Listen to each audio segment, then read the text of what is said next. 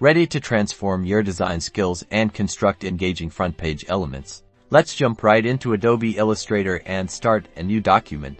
Making sure your artboard size is set for your project's needs, we'll use this space to build our module. First, we'll select the rectangle tool, click and drag to create a basic rectangular shape. This is the foundation of our module. Think of it as your canvas. Time to personalize your structure using the fill tool. Choose a color that complements your overall design. Experiment with different hues. Your choice defines the mood.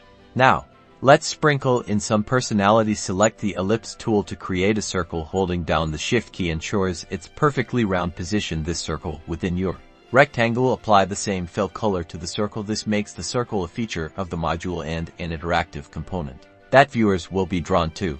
We need to convey information. Choose the text tool and type some text inside the circle. In the properties panel, adjust the font style, size, and color for readability. Think about hierarchy. What's most important? To build a compelling layout, copy and paste the module you just crafted. You can easily create multiple instances. This will help you build a final custom layout and develop different arrangements for your project. Now create your final design or project by dragging and arranging your components. Vary the sizes and experiment with placement to achieve a visually dynamic composition. This gives a unique visual element to your design. And there you have it, a custom front page module built from scratch in Adobe Illustrator.